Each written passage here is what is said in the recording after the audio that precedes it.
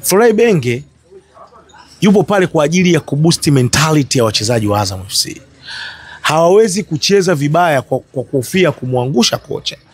Na kibaya zaidi kuna sheria baadhi ameziweka Florent Ibenge mule ndani, mpaka kuna baadhi ya mishahara wanakatwa wachezaji kwa sababu ya kuchelewa kufika mazoezini, kufanya baadhi ya vitu ambavyo vipo against naye. Ni mtu ambaye yuko serious, yuko active muda wote wa kazi yake. Kwa hiyo wachezaji waliperform si tu kwa ajili ya nembo ya Azam FC, waliperform pia kwa ajili ya kocha. Endapo kama tutapoteza mchezo huu, utakuwa ni mchezo wa 4 mfululizo bila kupata matokeo mazuri. Tunafanyaje? Ngoja tu tukapambana, wachezaji wakapambana. Lakini angalia namna ambavyo mwalimu alivyokuwa bora kimbinu. Aliweza kumoutshine kabisa mwalimu Suleiman Matola, hasa second half. Namna ambavyo alifanya sababu zake, kuingia Nasoro Saaduni, Akaminko, wakaenda wakabadilisha kabisa taswira ya mchezo. Tofauti na Simba, baadhi ya wachezaji walioingia walionekana kufeli, hawakuweza kufanya vizuri. Kwa kwenye eneo la kiufundi unagundua kabisa mwalimu Florent Ibenge alikuwa bora kuliko mwalimu Suleiman Matola kwenye eneo la kimbinu.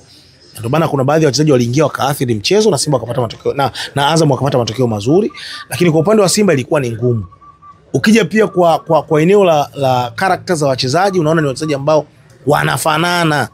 So kuelekea kwenye ule mchezo, Simba na Azam, kosa kubwa ambalo walikuwa wanalifanya, walikuwa wanakosa sana magoli. Kwa hiyo ilitakiwa timu moja kati yao wawe clinical enough kuweza kutumia nafasi ili kuweza kushinda, na Azam wakabahatika kwa hivyo. Simba walifungwa magoli mepesi mno. Magoli mepesi mno ambayo kiuhalisia kwa klabu kubwa na klabu ambayo inashiriki mashindano ya kimataifa, huwezi kufungwa magoli kama yale. Kama unafungwa magoli kama yale na Azam FC, ina maana ukienda kucheza na timu ambazo zina uwezo mkubwa wa kiufundi, zina wachezaji wakubwa zaidi, watakufunga magoli mengi. Na ndio maana mimi sikushangaa Simba kupoteza dhidi ya Stade Malien, kwa sababu kuna baadhi ya muda Simba wana lose concentration. Na ndivyo ambavyo ilivyokuwa kwenye mechi ya Azam. Magoli yote yalofungwa, pasi mbili zile za pasi za Nasoro Saaduni, zote ziliwakuta mabeki na wachezaji wa Simba wakiwa wengi kwenye eneo la box lao, lakini walishindwa kufanya marking kirahisi kabisa. Kitamba la bola anakuja nafunga goli kirahisi kabisa. Idi Suleiman Nado, mtoto Idi, akazua balaa, akawaweka chuma ya pili, shughuli ikaishia hapo. Je, ni kweli Azam FC kutana na timu kama Simba zinakuwa zinakamia sana tofauti na kukutana na Fountain Gate na Mbeya City kama wengi wanavyodai? Of course, huo ndio uhalisia. Umeona? Huo ndio uhalisia. Kwa sababu lazima tukubali ya kwamba Azam FC kwa daraja walilokuwepo na Yanga, Azam FC ni timu ndogo. Simba na Yanga ni timu kubwa.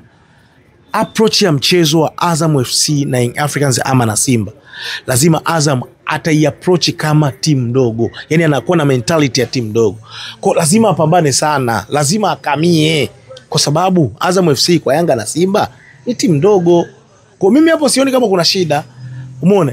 Na hiyo ndio mechi ambayo unakuta wachezaji sometimes wanapata sifa. Kwa mfano, katika kipindi ambacho Azam wamezungumziwa sana katika mechi za hivi karibuni, huwezi kuacha kutaja mechi ya Nandi ya Simba. Umeona? Mechi ya Simba na Azam, hiyo ni mechi ambayo Azam FC kazungumziwa sana. Zaka za kazi kafurahi, unaona alikuwa anacheka, Babu Zaka meno 32 yote nje. Umeona? Hashim Ibwe siku ile ameenda naimbwa na kadhalika. Lakini walicheza mechi hapa na Singida, mechi ilikuwa ina watu hapo KMC Complex. Walicheza mechi kadhaa hapa na sijui na TRA, sijui na nani na mechi gani nyingine, sijui na wakina Mbeya. Mechi unakuta hamna watu, hakuna hiyo sifa. Lakini wakicheza na Yanga, wakicheza na Simba, kwa sababu hizi ni timu ambazo zina mashabiki wengi, ukiwafunga Simba, mashabiki wa Yanga watafurahi, watakusupport. Siku itakuwa ni sherehe kama jinsi ambavyo Ibenge Day kama hivyo fanya. Ibenge Day, umeona mpaka Alikamwe kazungumza na akaona kama hakuja changamka. Ukiwafunga Yanga, mashabiki wa Simba watafurahi. Umeona balaa linapoanzia hapo. Kwa hiyo hiyo ndio faida ya Azam FC kuwa underdog mbele ya Simba na Yanga, na kuwa timu ndogo mbele ya Simba na Yanga. Kwa kwangu mimi sioni shida kama wakikamia Azam FC. Acha wakamie kwa sababu ndio tunataka ligi iwe na ushindani. Wanapokamia wanatengeneza ushindani, ila wasipokamia watacheza kawaida, mwisho siku watafungwa kirahisi. Sasa kuna maana gani ya kuwa na ligi? Yeah, of course. Kuna haja ya Suleiman Matola kuendelea kupewa kijiti cha ukocha, au Simba ingine sio na kutafuta kocha mwingine? Ni ngumu Simba kumwamini Suleiman Matola kwa sababu yeye mwenyewe hajiamini. Ni ngumu. Mmoja kama hajiamini. Hajiamini. Kama angekuwa anajiamini, nikwambie muda mrefu sana angekuwa shaondoka Simba. Angeenda kutafuta marisho sehemu nyingine. Angeenda zake labda Mbeya City huko wapi. Kwa sababu Suleiman Matola ana vigezo vyote. Ana diploma CAF license A. Kwa hiyo angetafuta sehemu ambapo anaweza akafundisha, akajisahihisha kwenye makosa ambayo amekuwa akiyafanya, akaongeza bidii zaidi kwenye mazuri ambayo angekuwa akiyafanya. Kwa hiyo angepata hiyo exposure na experience zaidi huko, nafikiri ingemjenga zaidi na hata viongozi wa Simba wangeona huo muhimu wa kumrudisha kama kocha mkuu. Lakini hivi sasa sikufichi, Matola hawezi kabisa kupewa timu, kwa sababu hata hao viongozi wa Simba wenyewe wanamchukulia poa. Wanaona Matola kakaa pale kwa sababu ya kazi maalum, yani ni kama vile spy, kakaa pale kwa ajili labda wakija makocha wengine wakifanya baadhi ya vitu ambavyo haviendani labda na wale viongozi na kadhalika, anaenda anapeleka labda maneno na kadhalika kwa tetesi zilizopo. Sio kwamba nathibitisha hili swala, hapana. Kwa hiyo wamemtengenezea mazingira hayo ya kuonekana kama spy, tofauti na watu wanavyomtengenezea mazingira kama Matola ni kocha mzuri, ana uwezo, na ukimpa timu anaweza akafanya vizuri. Mimi naamini Matola ana uwezo wa kufanya vizuri kabisa, yani ana uwezo, lakini ni kumpa muda na kumvumilia na kuhakikisha kwamba mnamsupport. Umeona? Ila sasa hiyo support, huo muda na kumwamini wanaweza wakafanya Simba ni ngumu, tusidanganyane, ni ngumu, haiwezekani. Kwa nini unaona ni ngumu? Ni ngumu kwa sababu hawamwamini. Kwa hiyo inabidi waingie sokoni kwenda kutafuta kocha mkubwa ambaye wao wanaamini kwamba ni kocha mkubwa, ana huo ubora, umeona, na anaweza akafika mbali zaidi, anaweza kaifikisha Simba mbali zaidi. Huo ndio uhalisia. Tumalize na hili, dirisha dogo linakaribia kufunguliwa ndani ya kikosi cha Young Africans. Ni sajili gani ambazo zinapaswa ziingie na zipi ziondoke ili Young Africans iweze kufika mbali kimataifa pamoja na ligi kuu Tanzania bara? Yanga kuna vitu, kuna wachezaji wangapi? Kuna wachezaji kama wa 5 hivi ambao wamewasajili hivi sasa. Natamani wapewe muda, lakini nikiufikiria mpira wetu wa Afrika nahisi kama wanacheza kamari.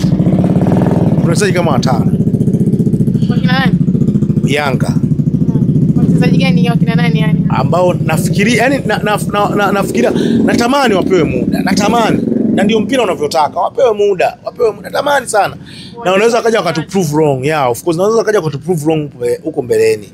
Nakubaliana na watu wengi. Lakini wasiwasi wangu ni kwamba wachezaji wengi wa Kiafrika hawana consistency. Na mara nyingi huwa kuna muda kwa sababu ya kudanganya umri, kuna muda ujenja mwingi, wanaweza kaenda sehemu na wakafeli kabisa mazini. Wachezaji kama 5 hivi. Mmoja ni Celestine Ekua. Celestine Ekua alifanya vizuri sana akiwa na Zomani, akiwa na ASEC Mimosa, na akafanya vizuri sana. Lakini kuanza kwake vibaya kunanipa wasiwasi. Natamani apewe muda. Ni mchezaji ambaye ana kipaji. Natamani sana, lakini Yanga wapo tayari kumsubiri. Wapo tayari kuvumilia mpaka kafikia hiyo potential ambao wao wanaitaka. Simula vizuri. Kama wako tayari kuvumilia, waendelee kumvumilia. Lakini kama hawapo tayari kumvumilia, wakate. Simula vizuri. Mwingine ni Andy Boyle. Andy Boyle hapaswi kuvumiliwa. Andy Boyle kwa sababu ni mchezaji ambaye ametoka kwa mkopo. Wamemchukua Sekou Kune. Yanga wanatakiwa ndio kasajili mshambuliaji wa maana, mshambuliaji mkubwa, mshambuliaji ambaye anaweza akaja akapita hata daraja la Prince Dube, lakini sio Andy Boyle. Andy Boyle kama aanzi mbele ya Prince Dube, huyo hana haja ya kuendelea kucheza kwenye kikosi cha Young Africans. Kwa hiyo huyo hapo unapiga panga. Mwingine nafikiri ni Musa Balakonte.